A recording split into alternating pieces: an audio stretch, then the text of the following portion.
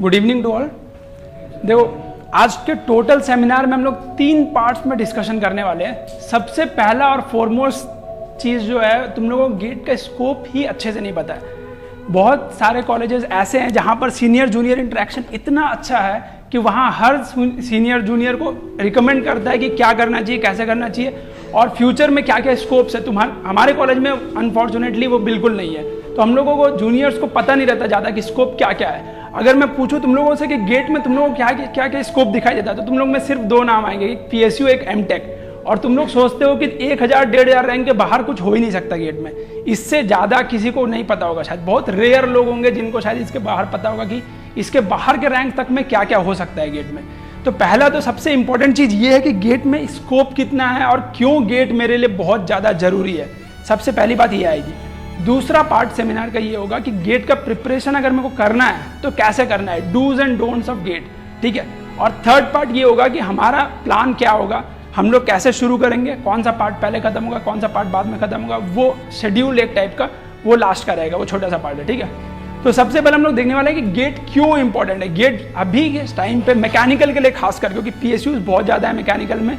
एक major part जितना scopes है मैकेनिकल में, मतलब किसी भी चीज़ में गेट के लिए, ठीक है, तो वो सारे स्कोप्स में मेजर पार्ट तुम्हारा एमटेक और PSUs ये दोनों रहते हैं। बट इसके अलावा भी बहुत सारे स्कोप्स है। जैसे तुम MS कर सकते हो फॉरेन में, MBA कर सकते हो इंडिया में, निट्टी मुंबई तुमको MBA कराती है। तुम LNT की बिल्ड इंडिया स्कॉलरशिप में पार्ट ले सकते हो। वो स्कॉलरशिप के थ्रू LNT तुमको 6.5 लाख का पैकेज देता है।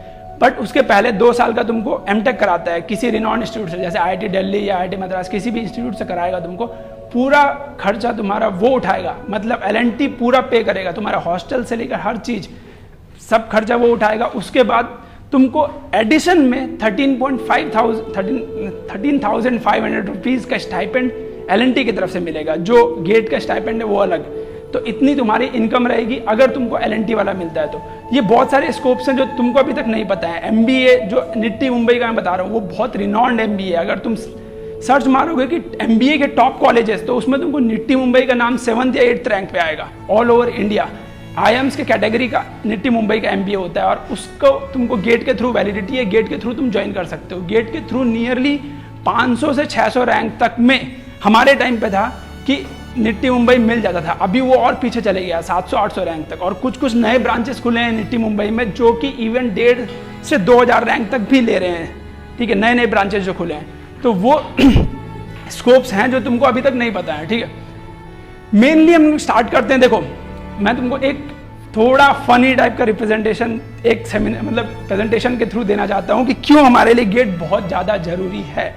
देखो, ये स्टेटमेंट हमने मिलियन टाइम सुना हुआ है, एकदम सड़ा हुआ सा स्टेटमेंट, बार बार सुनते रहते हैं, we can never buy time. But actually अगर तुम इसको सोचो, एक दूसरे पर्सपेक्टिव से देखो, तो तुम एक्चुअली में टाइम खरीद सकते हो। तुम अपने लिए एक्स्ट्रा टाइम क्रिएट कर सकते हो।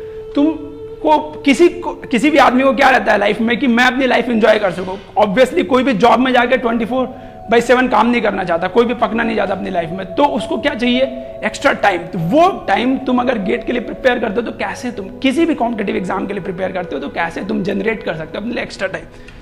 कभी भी तुम सीरियस स्टडीज कर रहे हो गेट के लिए या कैट के लिए, कोई भी एग्जाम हो, बट गेट ऐसा है जिसमें तुमको रिटर्न्स अभी ज़्यादा अच्छे हैं। तो जितने भी PSUs हैं उनके थ्रू तुमको रिटर्न्स बहुत अच्छे मिल सकते हैं। एमटेक अगर तुम कर रहे हो, तुमको पैशन है तो जा सकते हो, नहीं तो MBA बेटर ऑप्शन है एमटेक से, वो एक चीज़ है, ठीक है। मेरा कहना यह है कि तुम लोग टाइम एक तरह से बाई कर सकते हो। एक पॉइंट ऑफ व्यू से अगर तुम सोचो तो तुम अपने लिए खरीद सकते हो टाइम। एक छोटा सा एग्जाम्पल, एक छोटा सा डेमो तुम्हारे सामने है। एवरेज पैकेज तुम्हारा कोई भी प्राइवेट कॉलेज से 3 लाख, उससे ज़्यादा एवरेज पैकेज नहीं लगता। किसी भी एवरेज स्टूडेंट को 3 लाख का पैकेज लगता है। मैक्सिमम गया तो 5 लाख का पैकेज। किस्मत अच्छी, एक बहुत बड़ी कंपनी आ गई किसी साल। टाटा स्टील हर साल नहीं आती हमारे कॉलेज में, कभी कभी आती है। हमारे टाइम पे नहीं आई थी, नेक्स्ट ईयर आई थी, उसके नेक्स्ट ईयर आई, इस बार अभी तक नहीं आई और सुनने में आ रहा है कि शायद ना आए। टाटा पावर ने डिले कर दिया है अपना, तो ऐसी चीज़ें हो सकती हैं। तो maximum package on an average 5 lakh 6 lakh ऐसा हो जाता है। कभी कभी किस्मत अच्छी रही, टाटा स्टील जैसी बड़ी कंपनी आ गई तो 8.5-10 लाख का पैकेज लग जाता है। ऑन एन एवरेज पैकेज ये है।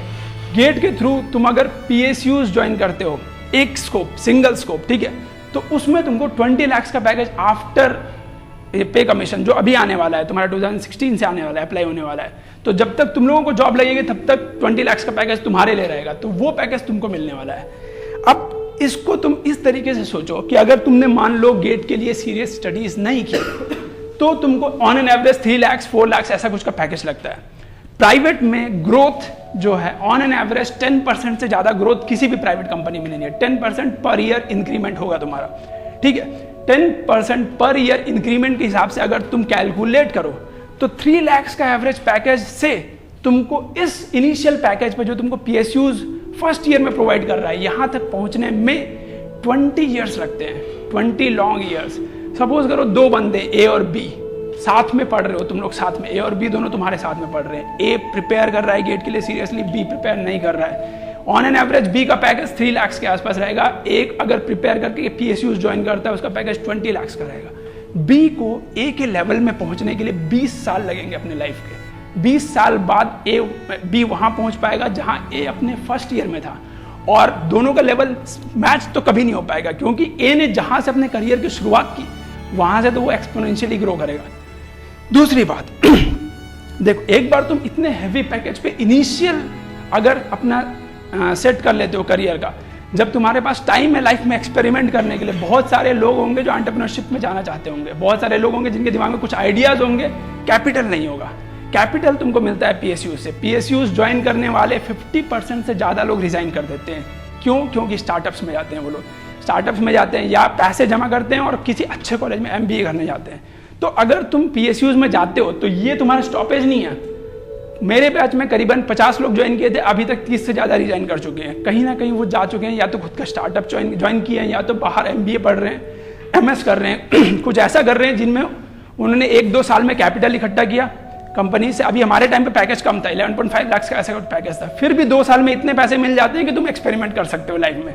अभी तुम्हारे टाइम पे जो पैकेज है, 1 साल या 2 साल में तुमको इतना कैपिटल मिल जाएगा, तुमको जितना वाइल्ड एक्सपेरिमेंट होगा लाइफ का सब तुम अपने अर्ली फेजेस में कर सकते हो।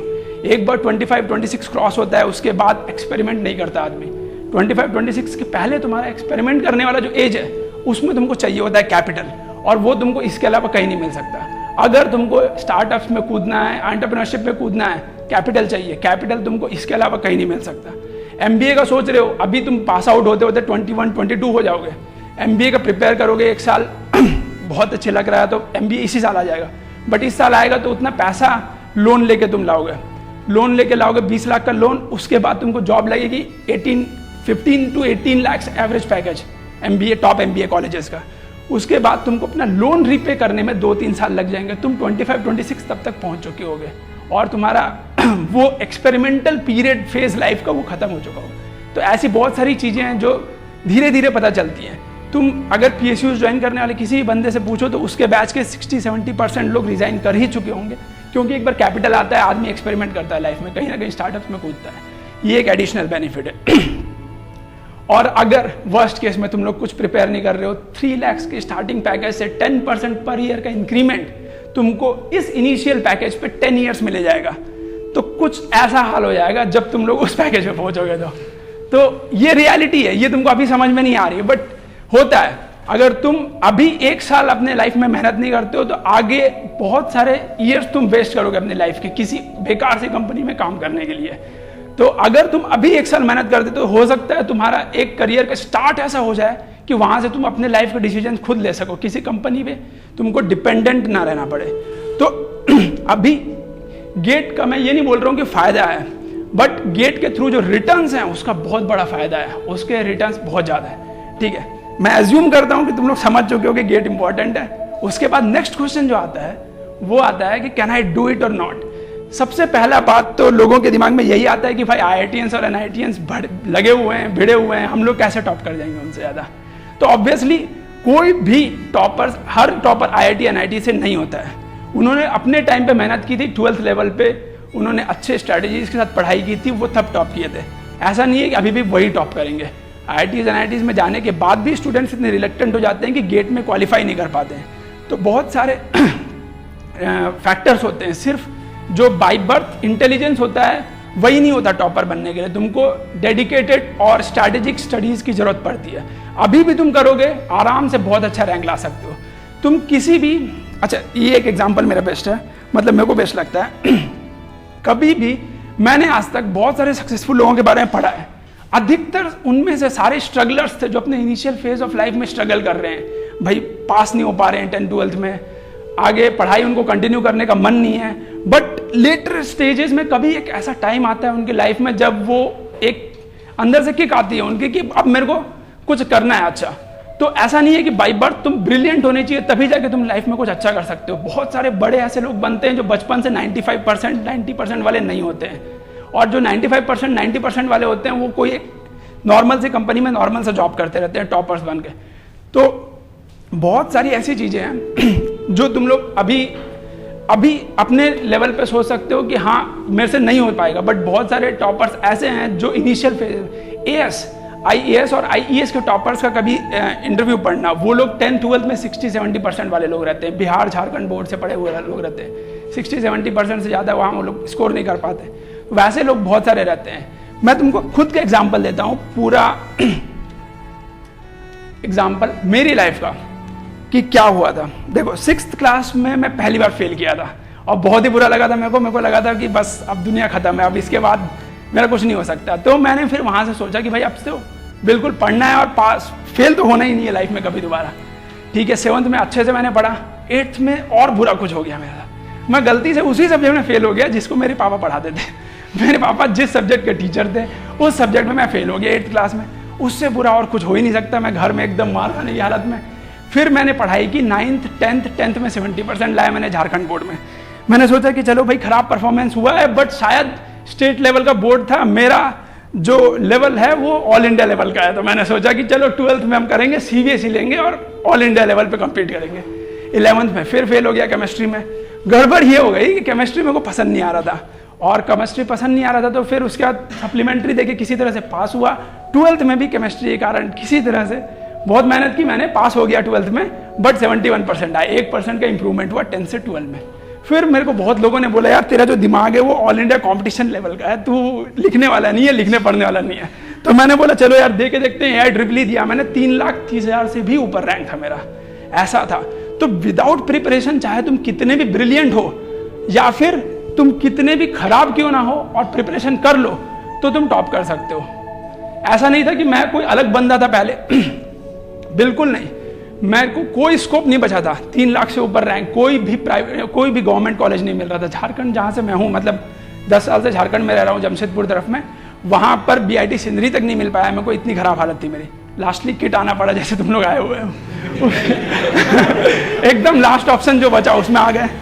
फिर मैंने सोचा कि यार चलो अब नया कॉलेज, नई शुरुआत, लाइफ की नई शुरुआत होगी, यहाँ से पढ़ना शुरू करूँगा। तो हो गया गलती कि पराशर सर, जानते होगे शायद तुम लोग पराशर सर को। पराशर सर एक टर्म देते हैं सबको, not fit for technical education. कभी किसी को मिला है? चलो नहीं मिला, तुम लोग किस्मत वाले हो। मेरे को मिला था, मैंने फिजिक्स में उनके सब्जेक्ट, फिजिक्स पढ़ाते थे वो हम लोग को, 60 मार्क्स का पेपर हुआ था कुछ, उसमें मैंने 5 नंबर लाए थे उनके सब्जेक्ट में। उन्होंने क्लास में खड़ा करके मेरे को not fit for technical education बोल के मेरे को रिकमेंड किया था कि तुम वापस जाओ, आर्ट्स या कॉमर्स लो, साइंस वाइंस तुमसे नहीं हो पाने वाला। ऐसी हालत थी मेरी।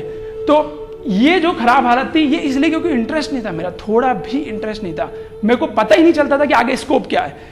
एक छोटी जगह से था मैं, चक्रधरपुर, जमशेदपुर में बोल रहा हूँ क्योंकि तुमको चक्रधरपुर शायद ना पता हो। चक्रधरपुर छोटी सी जगह है, वहाँ कोई भी सक्सेसफुल इंसान नहीं है, जो सक्सेसफुल हुए वो बाहर चले गए वहाँ से। तो गाइड करने वाला कोई नहीं है, कोई बताया नहीं मेरे को कि 12th के बाद क्या होगा, 10th के बाद क्या होगा।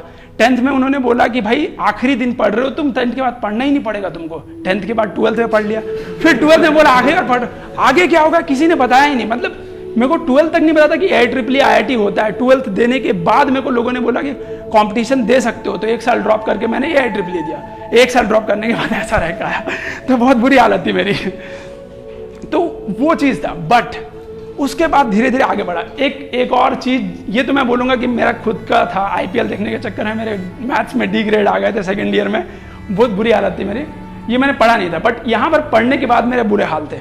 जितना मैं कोशिश करता था, मतलब मैं चाहता था कि मैं पढ़ूं, भले पढ़ नहीं पाता था, सही तरीके से नहीं पढ़ पाता था क्योंकि गाइड करने वाला नहीं था, बट पढ़ना मैं चाहता था। यहाँ तक, यहाँ पर मैंने जानबूझ के नहीं पढ़ा, मैं पागल हो गया था। यहाँ पर पढ़ने का मन नहीं था मेरे को। 6th सेमेस्टर में मेरा एक दोस्त चक्रधरपुर का, वो BIT सिंदरी में पढ़ता था, हमारे टाइम का टॉपर था वो, और बहुत ब्रिलियंट बच्चा था पढ़ने में, रोहित रंजन नाम का, मेरे फेसबुक प्रोफाइल में है वो बंदा ऑल इंडिया केमिस्ट्री में टॉप किया था अपने बैच में। 99 मार्क्स आए थे उसके 100 में, और मैं केमिस्ट्री में फेल होने वाला था। तो मैं बहुत इंस्पायर्ड रहता था उससे। उसने मेरे को 6 सेमेस्टर से पहले, जो 5th और 6th सेमेस्टर के बीच में विंटर ब्रेक होता है ना तुम्हारा, 10-12 दिन का विंटर ब्रेक, उसमें उसने मेरे को गेट के बारे में इतना इंस्पायर किया, गेट नहीं PSUs के बारे में, और PSU से मिलने वाले इनकम के बारे में, उसके बाद क्या क्या फ़ायदे हो सकते, जो मैं अभी तुमको प्रवचन दे रहा हूँ वो मेरे को दे रहा था कि भाई PSU से ये बेनिफिट्स हैं, तो उसके बाद ये कर सकता है, वो कर सकता है, ये सारी चीज़ें वो मेरे को बता रहा था। करीबन 10 से 12 दिन में उसने मेरे अंदर इतना डाटा भरा कि मतलब मैं अंदर से इंस्पायर्ड था कि अब मेरे को कुछ करना है, अब मेरे को पढ़ना है, सीरियसली गेट के लिए पढ़ना है। बाकी अनऑफिशियल बात है कि 6 सेमेस्टर से मैंने क्लास आना बंद कर दिया था, वो अनऑफिशियली मैं तुम लोगों को बोल रहा हूँ। इतना मैं सीरियस हुआ था गेट के लिए कि मैंने क्लास आनी बंद की थी और मैं खुद से पढ़ रहा था गेट के लिए। वो बंदा मेरे को जो इंस्पायर कर रहा था कि जैसे पढ़ो, उसको BIT सिंदरी से हर साल टॉप 100 में 1-2 बंदे रहते ही थे 2013 तक, जब तक हम लोग मेरा बैच था तब तक। तो वो बंदा मेरे को पूरा अपने सीनियर से गाइडेंस खुद लेता था और फिर मेरे को गाइड करता था कि भाई प्रीवियस ईयर्स बना, या फिर इस सब्जेक्ट से शुरू कर, उस सब्जेक्ट को बाद में कर, ये कम इंपॉर्टेंट है, ये बाद में करना है, कौन सा मटेरियल पढ़ना है, मतलब कौन सी बुक्स पढ़नी है, कौन सी बुक्स नहीं पढ़नी है, रेफरेंस बुक्स का नाम दिया उसने, सारी चीज़ें मेरे को बताई कि कहाँ से पढ़ना है, कितना पढ़ना है, कैसे पढ़ना है। 6 सेमेस्टर से मैंने शुरू किया, अभी जो तुम्हारा टाइम है लगभग, और 6 सेमेस्टर से पढ़ के मैं 3 महीने के अंदर मतलब नवंबर हाफ दिसंबर और दिसंबर हाफ जनवरी, और हमारा फरवरी में 15 या 16 को एग्जाम हुआ था 2012 का, समझ रहे हो। 2013 मैंने दिया अपना, बट उससे 1 साल पहले की बात कर रहा हूँ मैं। 2012 का जो गेट हुआ था वो फरवरी 15 ऐसा मिड में हुआ था। तो तब तक मेरे को जब उसने इंस्पायर कर दिया था उस बंदे ने, उसके बाद 2.5 महीने का टाइम था मेरे पास, 2.5 से 3 महीने का। तो वो 2.5 से 3 महीने के अंदर में मैंने प्रिपरेशन की सीरियस, और मेरे मार्क्स आए थे 58 मार्क्स उस पेपर में। मैं ऑफिशियली नहीं बैठा था, बट पेपर डाउनलोड करके पेपर मिल गया था मेरे को, उसको मैंने घर पे बैठ के सीरियसली दिया था। उसमें मेरे 58 मार्क्स आए थे जो इक्विवेलेंट थे 1000 रैंक के उस समय के। तो ये 2.5 से 3 महीने में मैंने 1000 रैंक जब स्कोर किया, उसके बाद मेरे को आया कॉन्फिडेंस कि भाई नहीं, जो पहले हुआ सो हुआ, अब मैं कर सकता हूँ। 1000 रैंक आया तो अंदर में घुसा सकता हूँ और रैंक। अब मेरे को 58 लाया हूँ, मेरे को 80 पहुँचाना है, किसी तरह से 20 मार्क्स बढ़ाने हैं। उसके बाद जो मेरी पढ़ाई शुरू हुई वो इस बेसिस पे मैं बोल सकता हूँ कि एक बंदा जिसने मेरे को इंस्पायर किया, उसने लाइफ चेंज की। 2.5 से 3 महीने के अंदर मैंने इतना सीरियस पढ़ा, क्लासेस छोड़ दी, क्लासेस नहीं किया, जो वैकेशन मिला था उसमें भी मैं पढ़ रहा था, उससे इंस्पायर होता था, पढ़ता था। तो वो सब चीज़ों के बाद 2.5 से 3 महीने के बाद 1000 के अंदर मैंने रैंक घुसाया। उसके बाद करीबन 1 साल का प्रिपरेशन, फुल लेंथ टेस्ट करीबन 50 से 60 दिए थे हमने ग्रुप्स में। ग्रुप बना के हालत ऐसी थी कि मेरा पॉइंटर थे 7.9 शुरुआत में, जब मैंने गेट की प्रिपरेशन शुरू की इस टाइम पे, तो 8.1 ऐसे 8.1 ऐसा कुछ घुस रहे थे मेरे। और जो बंदों को मैंने गेट के लिए इंस्पायर किया और जिन बंदों को मैंने गेट के लिए मतलब एक तरह से गाइड किया, वो सारे 9 पॉइंटर से ऊपर वाले, 9.5, 9.8 ऐसे लोग थे। और हमने जो ग्रुप बनाया उसमें सारे 9 पॉइंटर से ऊपर वाले थे, सिर्फ एक ही मैं था 8 पॉइंटर वाला। और मैं उनको गाइड करता था, बताता था कि भाई ऐसे पढ़ो, वैसे पढ़ो। और वो बंदे में चार बंदे थे, चारों का चारों टॉप मतलब अच्छे रैंक लाए। मेरा 4th रैंक था, मेरा रूममेट का 23rd रैंक था, एक 246 रैंक था, एक का 140 कुछ ऐसा रैंक था। तो इतने 4 लोगों ने जो सीरियस प्रिपरेशन की ग्रुप बना के, उसका हम लोग को बहुत फायदा हुआ इस चीज़ के बाद जब मैंने 2012 का गेट दिया। तो तुम्हारे पॉइंटर कितने भी हो उस पर डिपेंड नहीं करता। कॉलेज की स्टडीज़ तुम लोग भी जानते हो कितनी रिलेवेंट होती है रियल लाइफ से। इंटरव्यूज में बैठोगे तुमको पता चलेगा कि जो पढ़ा रहा है उससे पूछता नहीं है, किसी और चीज़ से पूछ देता है, कभी प्रैक्टिकल लाइफ से पूछ देता है, कभी सिंपल डेफिनेशन से, एक्सप्लेनेशन से पूछ देता है। तो वो सारी चीज़ें थोड़ी अलग होती है। तुमको कॉम्पिटिशन बेस्ड अगर पढ़ाई करते हो तो तुमको हर चीज़ का लॉजिक समझ में आता है, क्योंकि कॉम्पिटिशन जो होते हैं उनमें लॉजिकल क्वेश्चन पूछे जाते हैं। ज़्यादा तुमको स्लाइड्स रिलेटेड फर्जीवाड़ा नहीं रहता है जैसा यहाँ पर इन जनरल होता है। तो कंपटीशन बेस्ड अगर तुम प्रिपरेशन कर रहे हो तो तुम्हारा प्लेसमेंट होना ही होना है, क्योंकि लॉजिक और कॉन्सेप्ट जो पूछता है पीआई में वो तुमको कंपटीशन बेस्ड प्रिपरेशन से ही आ सकता है। तो मेरा ऐसा था। और इस बात के बाद मैंने जो मतलब फुल प्रिपरेशन किया, उसके बाद एटलीस्ट मेरे को ये रिवार्ड मिला, ऐसा बेकार नहीं गया। और वो रिवार्ड के बाद मैं ये बोल सकता हूँ कि भाई मैंने मेरा बीपीसीएल ज्वाइन किया, 2 साल बीपीसीएल काम किया, कैपिटल इकट्ठा किया। भले मेरे को बात काम करना पड़ा वैसे बंदों के साथ जो हो सकता है 2000 2500 रैंक भी लाया हूँ, बट एटलीस्ट जो मेरा 4th रैंक था उसके बेसिस पे अभी मैं उनसे अलग हूँ। मैं कुछ ऐसा कर रहा हूँ जहाँ पर लोग मेरे को मतलब बिलीव करते हैं कि हाँ मैं लोगों को गाइड कर सकता हूँ, लोगों को अपना एक्सपीरियंस बता के उनको बता सकता हूँ कि भाई कैसे करना है, कैसे प्रिपरेशन करनी है। तो अभी जो ये स्टार्टअप मैं कर रहा हूँ ये इसलिए कर रहा हूँ क्योंकि मेरी प्रिपरेशन इस लेवल की थी। अगर मैं मान लो 200-300 रैंक लाता तो शायद ये लेवल मेरा आज नहीं होता। तो सीरियस प्रिपरेशन अगर तुम टॉप लेवल ही कर रहे हो तो दो फायदे तुमको एक तो मिलते हैं, एक अभी से तुम सीरियस प्रिपरेशन शुरू करते हो, अच्छा रैंक आ गया तो सही है, मान लो थोड़ा गड़बड़ा भी गया तुम्हारा रैंक, मान लो मेरा लास्ट 1 महीने में तबीयत खराब हो जाती है, लास्ट पेपर में मेरा ऐसा क्वेश्चंस आते हैं जो मैंने कभी पढ़े ही नहीं थे, या हो सकता है मेरा नर्वसनेस हो जाती है मेरे को एग्जाम में, कुछ भी हो जाता, तो फिर भी वर्स्ट केस में मेरा 100 के अंदर रैंक आ जाता, 200 के अंदर रैंक आ जाता, किसी भी हाल में पीएसयू मिलता।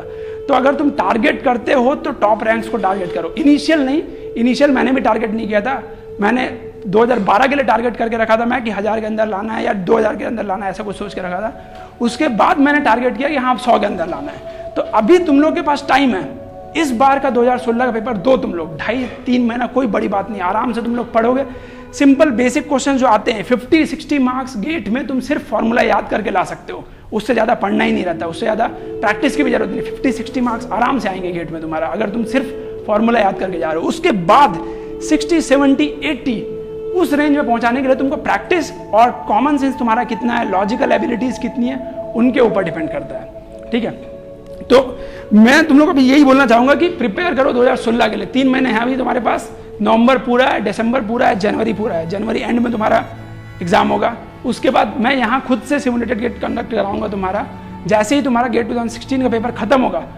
पेपर डाउनलोड करके तुम सबके लिए प्रिंट आउट निकाला जाएगा, तुम लोग देखना मत उस पेपर को, देखोगे तो कोई फायदा नहीं, तुम्हारा अपना घाटा होगा, खुद को चीट करोगे।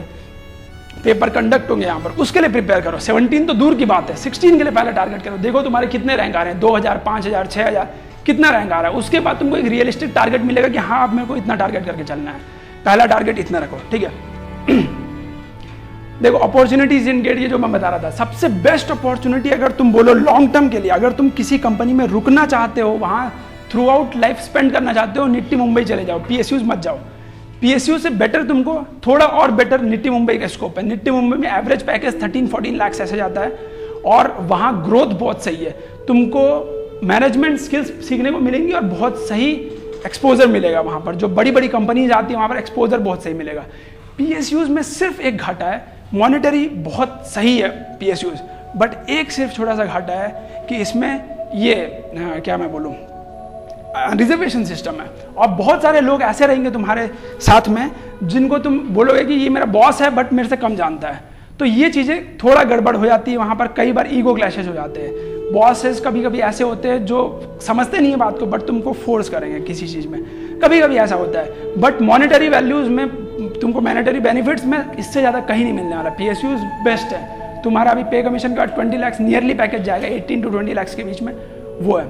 पीएसयूज के लिए अगर मैं बोलूं तो पीएसयूज के लिए तुमको टॉप कुछ देखो, दो अलग अलग कैटेगरी के पीएसयूज है। पहले पीएसयूज वैसे हैं जो तुमको गेट स्कोर पे डायरेक्टली उठाते हैं, आईओसीएल, एनटीपीसी, ये सारे ओएनजीसी, ये सारे डायरेक्ट गेट स्कोर पे उठाते हैं, ज़्यादा इधर उधर करते ही नहीं कुछ लोग फर्जीवाड़ा।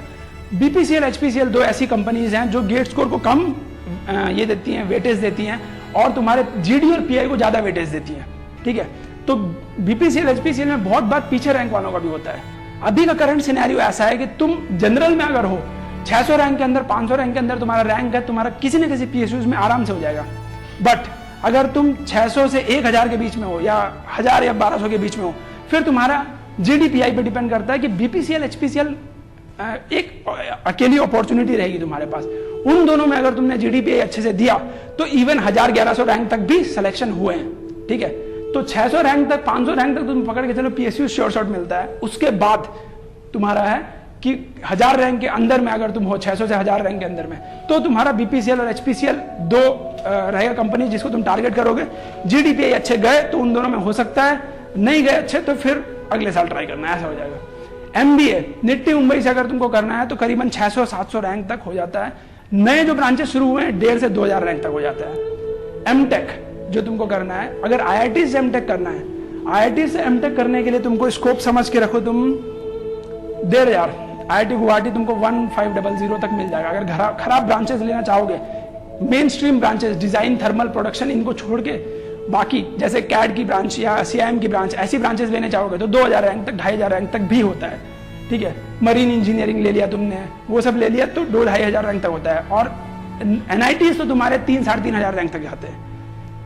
जो एलएनटी की बिल्ड इन स्कॉलरशिप है, ये बहुत तगड़ी स्कॉलरशिप है, बहुत कम लोगों को इसके बारे में पता रहता है और इसके कारण इसके रैंक्स बहुत पीछे तक जाते हैं। एलएनटी के बारे में बहुत कम ही लोगों को पता है, इस बार LNT में जो सिलेक्शन हुआ है एक 8,000 समथिंग बंदे का भी हुआ है, 8,000 से 9,000 के बीच में उसका रैंक था, उसको LNT ने इस स्कीम के लिए उठाया है। तो बहुत कम लोगों को पता होता है। और एक कंडीशन ये है कि फ्रेशर होना जरूरी है इसके लिए, LNT के लिए। तो फ्रेशर होना जरूरी है, मतलब बहुत सारे लोग जो ड्रॉप आउट होकर प्रिपेयर करके रैंक ला रहे हैं वो तो तुम्हारे कंपटीशन से हट ही गए, तो तुमको 8-9 हज़ार तक ये मिल जाता है LNT का बिल्ड इन डे स्कॉलरशिप। और इसमें इंसेंटिव्स बहुत तगड़े हैं। 13,500 तो तुमको सिर्फ LNT देती है, सारे रहने खाने का खर्चा, एकेडमिक्स का खर्चा तुम्हारे IITs में सारा वही उठाएगी। और उसके बाद 6.5 लाख की जॉब तुम्हारी फिक्स रहेगी। अगर तुम जॉब नहीं लेना चाहते हो तो 2 लाख का शायद बॉन्ड रहता है, तो 2 लाख से ज्यादा तो तुमको कॉलेज में फीस देना पड़ जाता। तो तुम यही समझ लेना कि फीस मैंने LNT के खाते से दे दी और LNT को वापस कर दिया उसके पैसे, ऐसे हो जाएगा। ये LNT की स्कॉलरशिप है। और MS कुछ लोग करने जाते हैं। अगर तुम्हारा मतलब फॉरेन जाने का मन है तो MS करने तुम जा सकते हो। बहुत सारे ऑर्गेनाइजेशन है जो गेट स्कोर को वैलिड मानती है, NUS, NTU, डार्ट लेता है जर्मनी का, सेरी स्विट्जरलैंड स्कॉलरशिप है। बहुत सारी ऐसी स्कॉलरशिप्स होती है जिसमें तुम गेट स्कोर के थ्रू फॉरेन में MS करने भी जा सकते हो, ठीक है। सिविल का एक बंदा हमारे ही कॉलेज का, मेरे बैच का, कुछ 1,900 कुछ रैंक था शायद उसका, 1,000 के अंदर था। वो बंदा फ्री में पढ़ रहा है अभी जर्मनी में, और उसका 1,000 रैंक था सिविल में। तो ये भी पीछे रैंक्स तक अलाउ करता है। तुम इवन 8-9 हज़ार तक रैंक तक भी हो, 6-7 हज़ार रैंक तक, तो LNT का स्कोप है तुम्हारे पास।